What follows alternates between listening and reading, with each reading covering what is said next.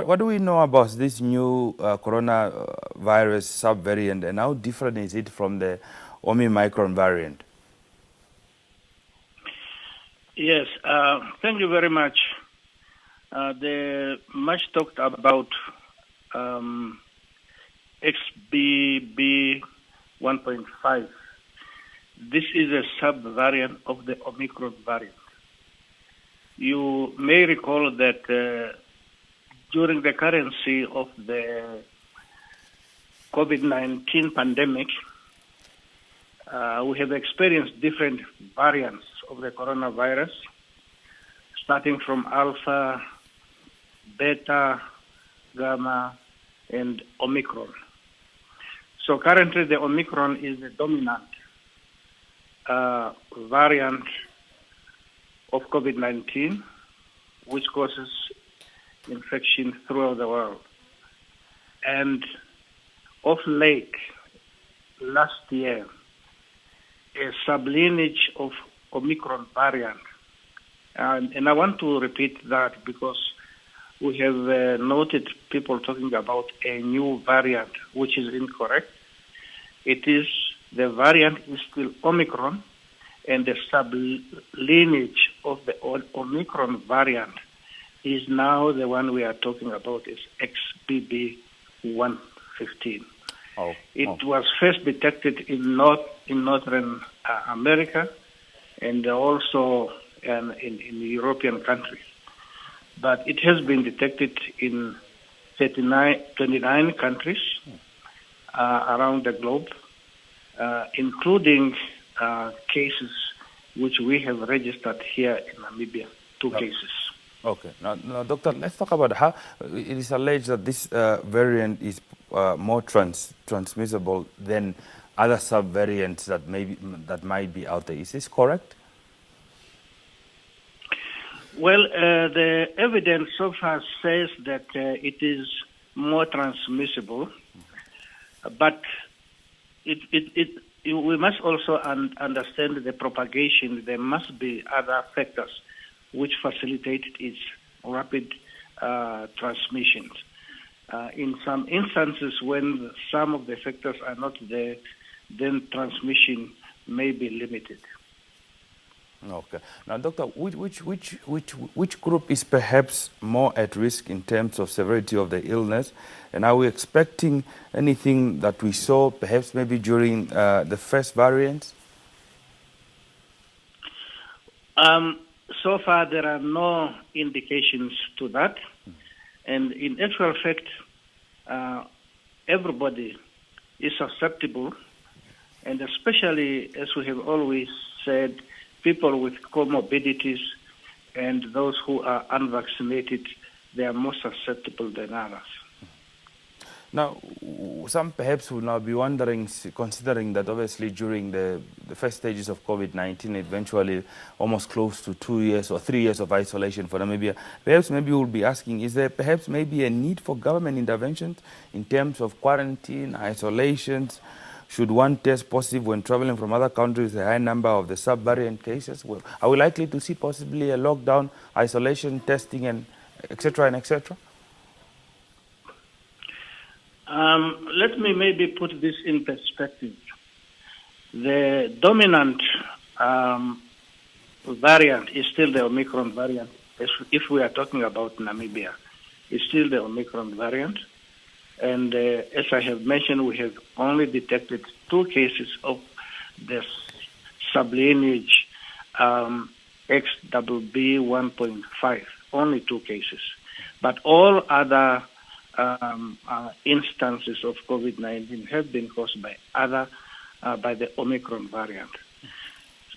Now, as of the 15th of July, 2022, during the 45th public briefing by His Excellency the President, all the COVID-19 regulations were removed. That is from the 15th of July 2022, which means that the responsibility for prevention has shifted from the government to individuals, families, and communities. And that's why all the COVID-19 protocols and regulations were removed. Okay, Doctor. Now, ever since, we have not seen a situation which indicated a dramatic increase in the number of cases to warrant government intervention. The current regime is that individuals, families, and community protect themselves, which include to get vaccinated against COVID-19. And at the present moment, there are no indication that would warrant government intervention in terms of public health regulations. Okay. Now, Doctor, perhaps some will be wondering and inquiring as to whether or not there is a recommendation for them to continue getting vaccinated. It's okay to get vaccinated. Is there a need to get boosters, perhaps, of this as far as concerned when the subvariant is concerned? And if you've already gotten a booster, does one still need to go get a new booster, or is there a different, perhaps, vaccine that is different from all the other vaccines were being given first, maybe to tackle this subvariant? Well, let me just emphasize the fact that vaccine is the most important medical intervention ever since created to control pandemics and epidemics. It has served humanity very well in previous pandemics and outbreaks. In the case of COVID-19, we still encourage those who have not been vaccinated to get vaccinated. Vaccines protect individuals, first of all, from contracting infections. Secondly, in the event that an individual is infected, the progression of the illness is not severe as in the case of a non-vaccinated individuals. So at the present moment, we still encourage those who have not been vaccinated to get vaccinated. There are talks that because XBB has got the characteristic of vaccine escape, it does not mean that this is the dominant. The dominant variant is still the Omicron variant, which is still causing the infection, and it is worthwhile for individuals to get vaccinated. That's the only way we will be in a position to bring this infection under control. We are now seeing that it is, for the past 5 months, it is assuming the characteristics of being endemic, and that is the situation we do not want Namibia to fall in. Okay. So vaccination and getting booster for those who have not gotten the booster is highly recommended. Okay, thank you for that clarification, Doctor. Now, perhaps as we see that majority of, most of the countries in the western side of the world, especially the United States of America, we're talking about Canada, some European countries, as well as countries like Australia, have made compulsory testing and perhaps negative PVR tests concerning COVID cases, especially for those that are coming from China. Is this something that perhaps that we also introducing in Namibia? Well, you see, one will have to question the rationale when you have the big elephant in the room, but you are looking for a small mouse outside the room. The countries as you have mentioned, in the United States, that is the place where XBB.1.5 was first detected, and it is assuming a dominant character. The same with the European Union. So this sublineage is actually more prevalent in those countries. China has not so far not reported the presence of this sublineage in their country.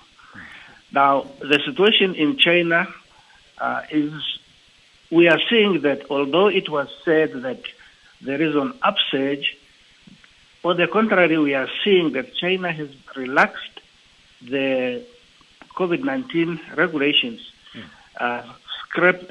opening the borders for people and people are now flocking into China, and also scrapping the quarantine of people who are visiting China. No. So for us, the situation on the ground is such that to single out China in this case, that the people from that country should be treated differently from those who are coming from the U.S. And Europe, where this variant is predominant. I don't think that there is a warrant for that.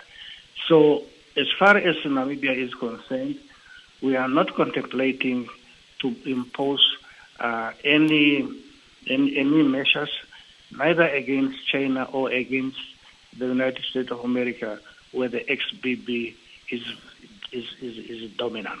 Okay. Now, Doctor, as we conclude our conversations this morning, what would be perhaps, how can you best urge the citizens of the Republic to guard themselves against this highly infectious subvariant, and also perhaps considering the fact that schools are opening today in little under less than an hour? What would be your message to the school-going children, teachers, parents, and generally just the whole education fraternity? Yeah, the first thing I would like to advise is that let us not over-exaggerate the presence of XBB.1.5 in Namibia. We have registered so far only 2 cases, one from Shangula and one from Oshana, and this individual has long recovered. We have not detected any more new cases of XBB.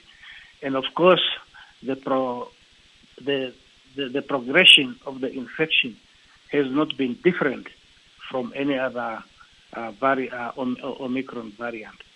So we should not over-exaggerate and be over-concerned about XBB. However, we must be careful about COVID-19, which is being spread, which is being driven by the Omicron. As the schools are starting, let us continue to observe the measures which we have been observing all along to limit the transmission of infection.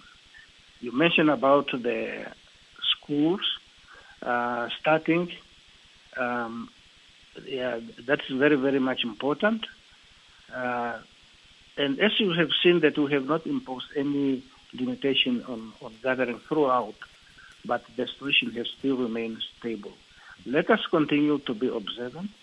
We know what works. We know how we can control the transmission.